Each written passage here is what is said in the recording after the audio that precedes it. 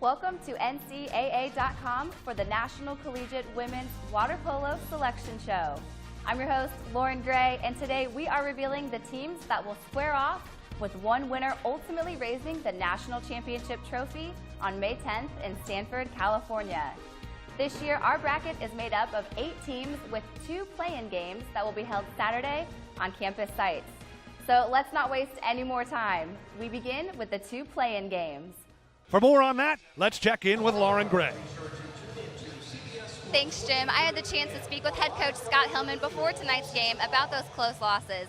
And he said he knew there were going to be growing pains going into this season and that they brought in a lot of young players on purpose to develop their own veterans, guys who will be with the fuel in the future. He said right now his team needs to be patient, and he has confidence in a lot of his players and believes that they are on their way to getting over that hump and winning some games. We'll see if they can do that tonight against the Cincinnati Cyclones. Hello and welcome to NCAA.com for the Division II Women's Tennis Selection Show. I'm your host, Lauryn Gray, and tonight we are revealing the 48 teams that will compete for the National Championship Trophy. In this year's field of 48 teams, 19 are automatic qualifiers, and the remaining 29 are at-large bids. Teams will play a single elimination tournament at 15 preliminary round sites. We will go through each, revealing the brackets and matchups. Keep in mind that 2 teams from each of the 8 regions will advance to the final site in Surprise, Arizona.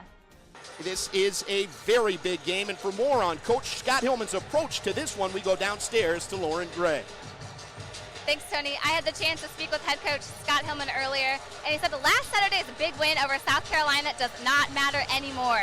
He said his team needs to focus on each game individually, and of course their focus tonight is on defeating Toledo and getting those 2 points. As far as how they can beat the Walleye tonight, he said a key factor will be specialty teams, taking advantage and scoring on power plays. He also said strong goaltending is a must, and Matt Caruth needs to step up tonight. Jim, we saw several changes to the Fuel's roster this week. Forward Vince Arsenault was recalled back up to the AHL, and the Fuel traded forward Dean Chelios to the Alaska Aces in exchange for defenseman Quinn Sproul.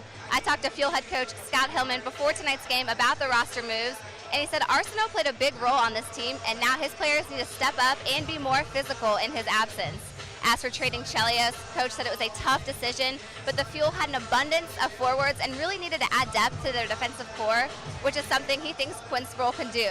He said Sproul is a puck-moving defenseman, and he's excited to see what he can bring to the team for the remainder of the season. Jim? Thanks, Gary, and welcome to Trendiana.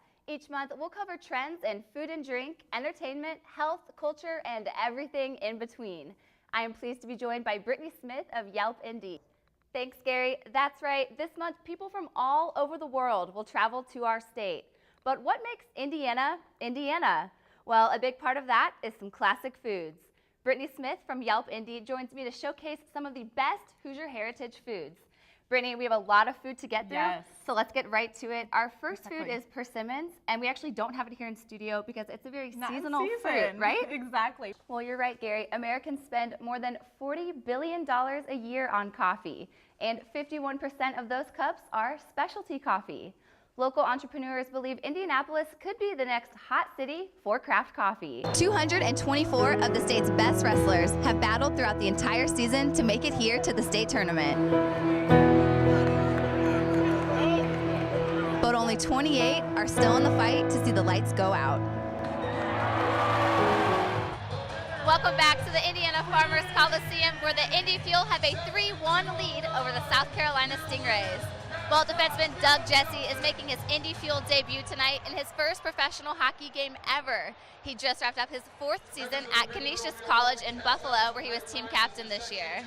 Welcome back to the Indiana Farmers Coliseum. It is a tied game here between the Indy Fuel and Kalamazoo Wings. Well, rookie forward Matt White has played in all 70 games so far this season, and if he plays in the Fuel's next 2 games in Reading, he will become the team's Iron Man. I talked to him earlier, and he said it's not something he's ever really thought about. He just took it game by game, but now that title is something he really wants to accomplish.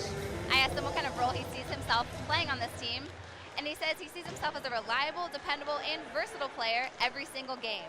And clearly Coach Hillman thinks so too. Well, fuel forward Evan Boston played for the CHL's Missouri Mavericks from 2012 to 2014.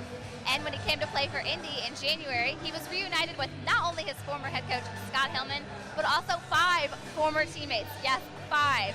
He played with Garrett Bembridge, Anders Franson, Sam Poza, Shane Owen, and Pete Masser all at one point in Missouri. He said he's excited to be in Indy and be playing with so many familiar faces. So far, he has scored 1 goal with the Fuel, and it was at the last home game against Kalamazoo. We'll see if he can score on them again tonight. Welcome back to the Indiana Farmers Coliseum. It is a tied game here between the Indy Fuel and Fort Wayne Comets. Well, defenseman Andy Simpson is making his Indy Fuel debut tonight in his first professional hockey game ever. But this is not his first time playing here at the Coliseum. He played for the USHL's Cedar Rapids Rough Riders from 2009 to 2011 and played here against the Indiana Ice several times. I talked to him earlier, and he said he's really excited to sign his first professional hockey contract with Indy. He said he's heard great things about the city and team, and he's now very happy to call the Coliseum home ice. Welcome back to the Indiana Farmers Coliseum. The Indy Fuel have a 2-1 lead over the Elmira Jackals. Well, it's hard to believe, but there are just 4 games left in the regular season. I caught up with team captain Mike Duco to reflect back on the season, and he said if he could describe it in 2 words, they would be roller coaster. He said there were a lot of lows in the beginning, but there's been a lot of highs recently. He said the start of the season wasn't what anyone expected. They had only won 7 games coming into January, but he's proud of what his team has accomplished since then. Now, as the Fuel fight for that 4th playoff spot in the North Division, Duco said they play every game like it's already the playoffs. Jim?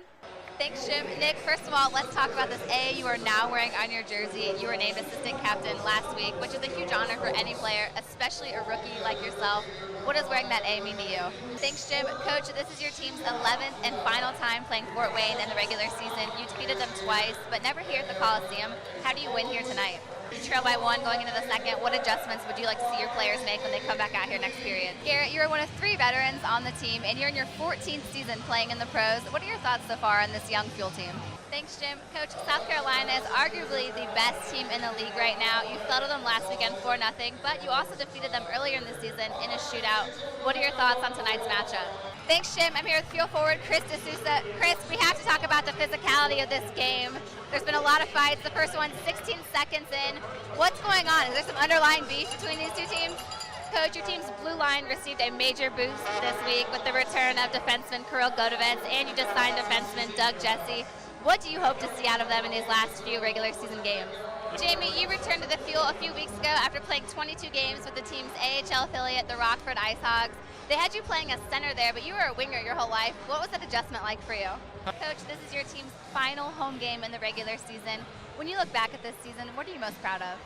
Earlier, you said a key to beating Kalamazoo tonight would be the power play. Are you happy with your team's performance in that first period? Thanks, Jim. Garrett, you had a great setup to Kyle Stroh, who scored your team's 2nd goal of the night. Can you walk us through that? Thank you for joining us today. I'm Lauryn Gray for NCAA.com. Congratulations and good luck to all of the student athletes competing in this year's championship.